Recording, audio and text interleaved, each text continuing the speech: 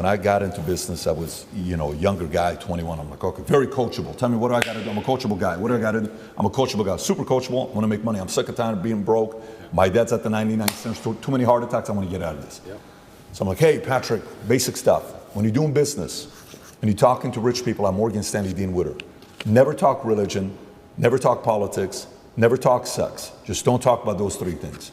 I said, okay, guess what? Never talk politics. Never talk religion, never talk sex. No problem. We're going to business. So what do you think about the political climate today, Patrick, David? Oh, what do you think? You know, well, I think this, but what do you think, Patrick? I don't know, you know, quite frankly, I think I'm trying to figure it out for myself right now, but we'll see what's going to happen, like, you know, whatever way you're deflecting and you kind of go on your phone. Hey, what do you think about God? What is your opinion on Islam or Muslim? Well, you know, for me, you know, you deflect that. Eventually you're sitting there, you're like, the people that I know at that level want to talk about those three topics. Now, sex is maybe off camera and they're kind of having fun with it, but they want to talk about politics and religion. So we, for the longest time, have been silenced, and now the ESG community, all this time they've told us to stay quiet, and they're saying what? They're talking politics, they're talking religion, and they're talking sex. Sex the way through LGBTQ, what's wrong with that? What's wrong with it? It's normal, it's normal, it's normal. No, it's not normal. Well, listen, you guys shouldn't talk about politics and sex and religion, shouldn't be doing that. And then you see this one, you know, during COVID, one pastor, Australia, a Syrian man. I don't know what his name is, Vinny. What's his name? The Syrian pastor, priest from Australia. And he was fighting all the anti-COVID guidelines, and his stuff is going viral. He's doing this. And you've seen these messages. Some of the people that stood up, they stood up because they feared God, okay?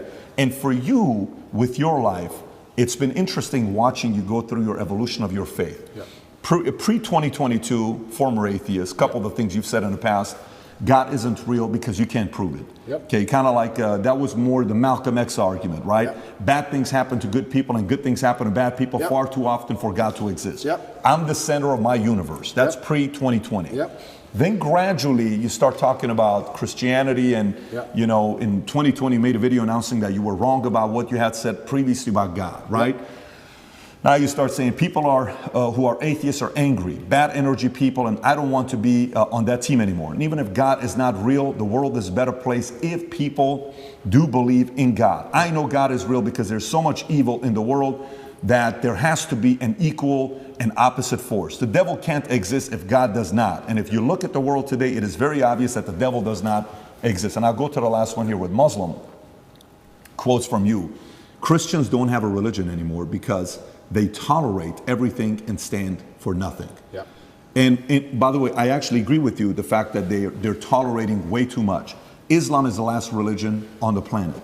God is something to be feared, respected, and to prove yourself to, which means you got to earn his right.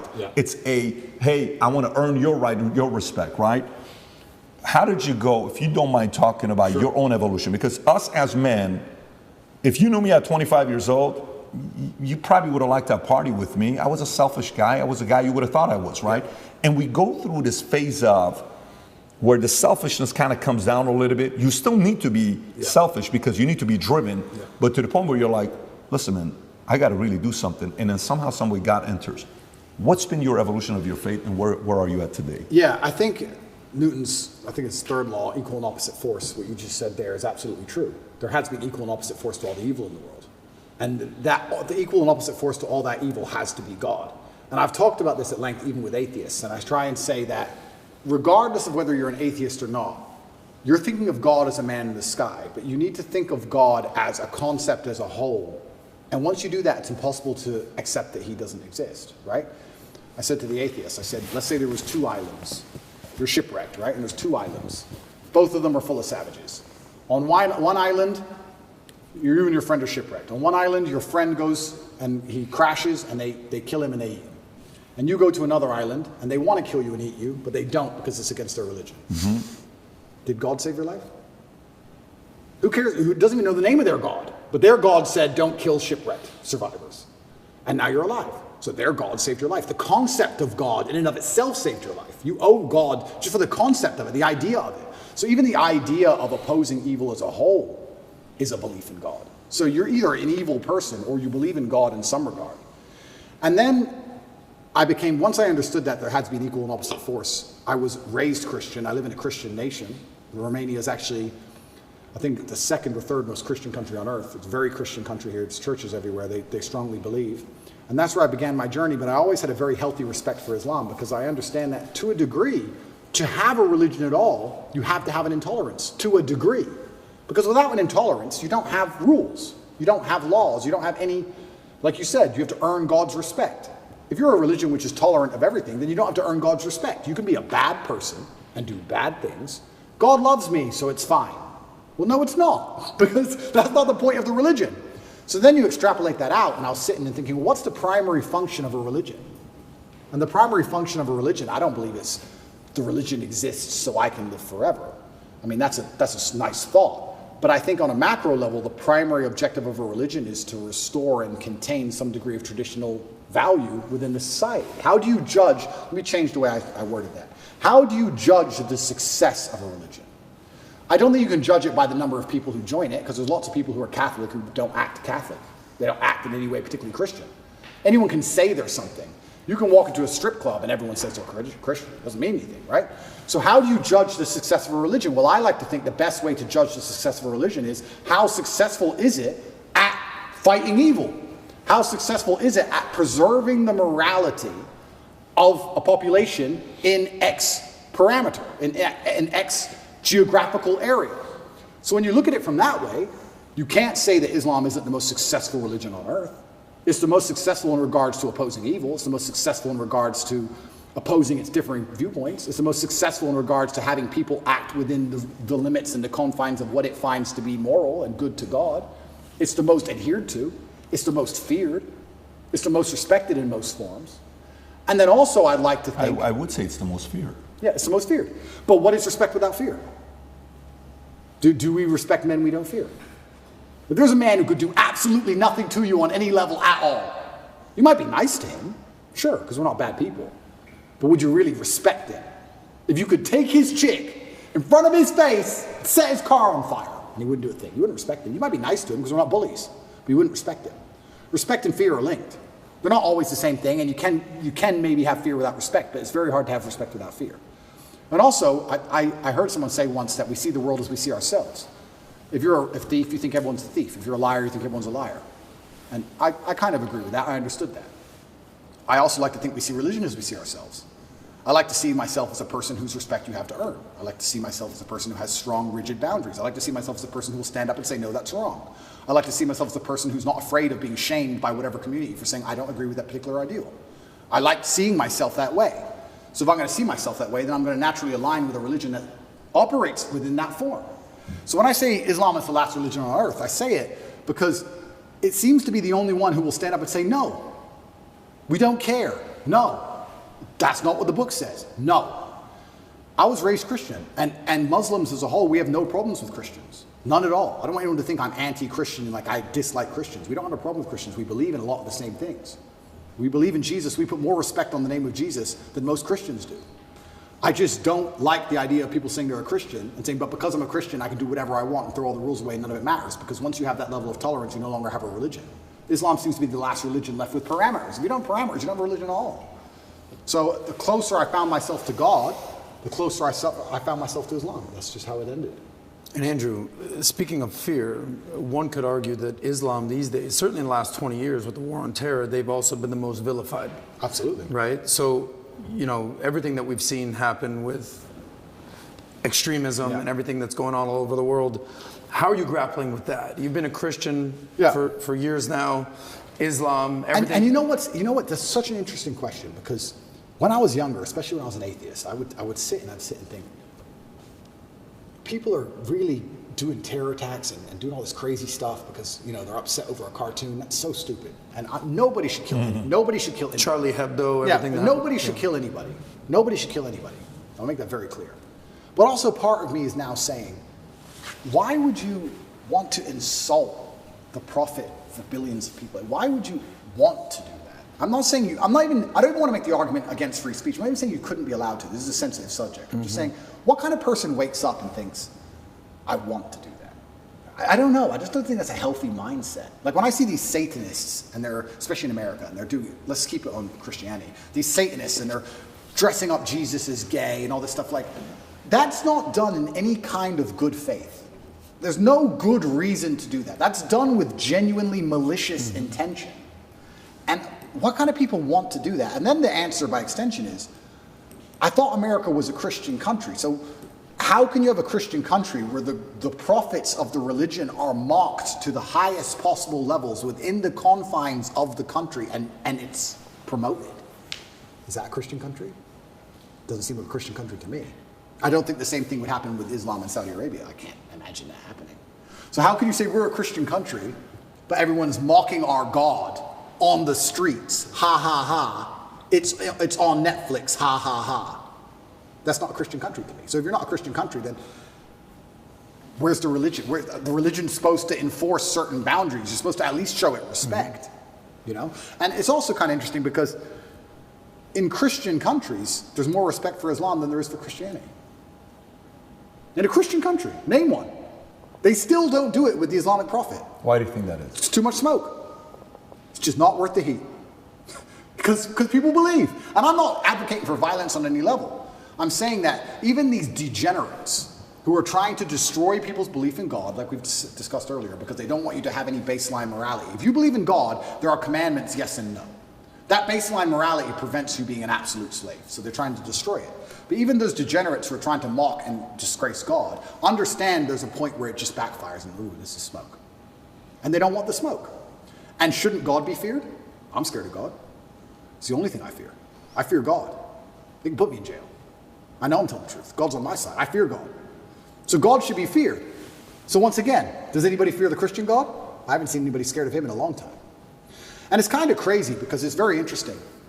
The mass migration and all these things are leftist policies, but then also Islam is the most right-wing religion on earth. It's kind of very interesting. I grew up in England, and I grew up in Luton, which is a town which is mainly Muslims. It's a huge Islamic community. And there was a bunch of English people who were complaining about there's too much immigration, we're losing our culture, and I understood their point absolutely. But these are the same people complaining about all the left-wing LGBT in schools and all these issues. And I was like, the only allies you have against this are the Muslims. They're the only allies you have in any of this. The Christians don't protest against any of this stuff. The Christians don't. There's very few Christians who will get up off their ass and complain. In fact, I saw on Twitter yesterday, one of the churches was lit up in rainbow. I have nothing against gay people. I don't care. And that's actually another point I want to make into about this thing. I think most people don't care, and I think that bothers them. Have you ever had an argument with a girl, and she's like stropping around the house, she's huffing and puffing, and you just don't give a shit? So she has to keep upping the ante till you eventually go, what's the problem? Because she tried the low-level stuff, and you didn't care. I kind of feel like this has a remnants of that. I'm gay, cool. I want to get married. Fine. I want to wave my dick in your kid's face. Whoa, whoa, whoa, whoa, whoa. It's like, whoa, whoa, whoa, whoa. I feel like they tried to annoy us, and we're like, we don't give a shit. Do whatever you want. Be a person. We don't care. Point. And now they're like, okay, well, we have to get to a limit where they have to react. Yeah. We want attention now. We want them to care about What's this. the right move on that? Well, that's the point. You know, it's difficult because there comes a point where you simply have to address it, and now you have to oppose it. And this is sorry to interrupt you, but this is why they're so careful and so clever with what they do. They package it all together. LGBTQ. I would argue. I don't know what Q is. Firstly, sorry, I don't know what Q is. Questioning. Q.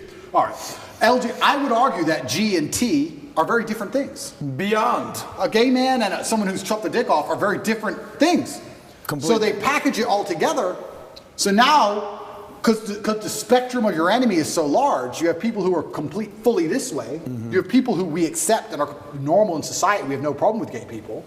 And they put it all together. You're an enemy of all these people. And they complicate the argument and they mix it all together. And now you're a bigot. And really, you just want your kids to be left alone. Really, you just want to leave the children alone. Of course. All you want to do is leave your kids alone. And then it's like, okay, I'm now raising children. I have more children than most people would believe. How do I protect my children from this insanity? God. Which God can protect my children? Allah, Islam. I'll move them to Dubai or Saudi Arabia, and none of this will happen. Can I trust a Christian nation? Some of them. Romania is a Christian nation, and to a large degree, they oppose quite a lot of this stuff. But they're also NATO, and they're also EU, and they also rely on bailouts and grants and money. And on a long enough time frame, even in the 7 years I've lived here, I have watched certain attitudes change because money buys influence and power.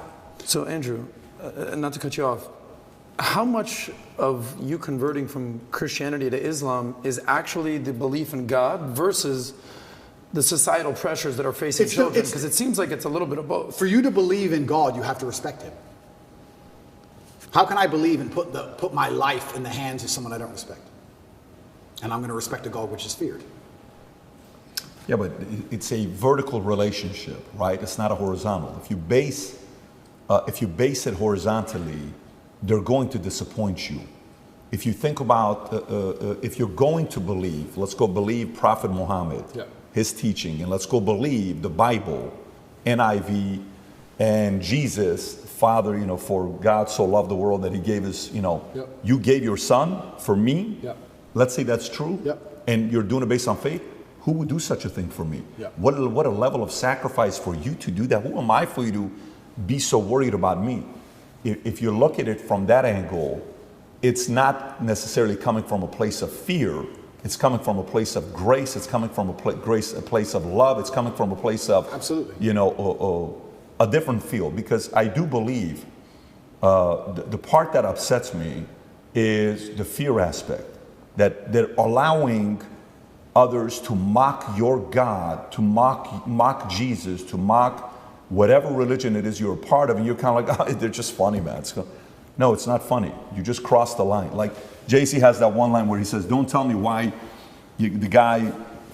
what the guy said about me. Tell me why he was so comfortable saying it to you. 100%. Tell me why he said comfortable to you. So I think that's the part about faith. I understand when you're saying the fear and the respect side. So that's the part where fear is needed. I totally agree. But the part where you were making a point about LGBTQ, you're like, I don't even know what Q stands for, is questioning.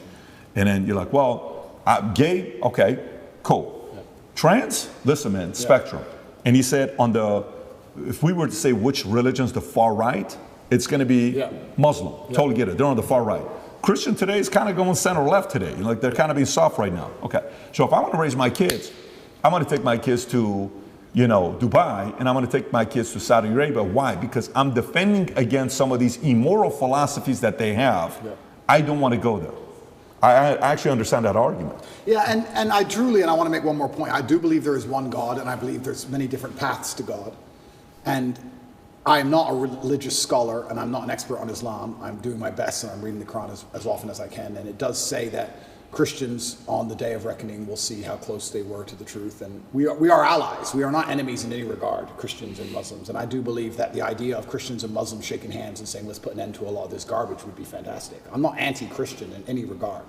I just found myself, as I became more and more religious, seeking and looking for a faith which not only I could be proud of, but a faith which was guiding in regards to, I don't know what a Christian would answer to certain questions nowadays. What does a Christian answer to, I'm a transsexual and I want to show your kids my genitals? What's a Christian? Well, a Christian's supposed to say no, do they? I know what my Muslim friends would say. I don't know. If you're a Christian, I don't know how you're supposed to act. I don't know what you're supposed to adopt. I don't get it ananymore. The true believer says the true no. believer. The true believer. Yeah. But how many are true believers? I mean, I don't know. I see all over Twitter, all these churches are losing their minds.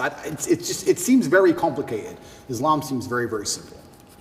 You know what's right, you know what's wrong.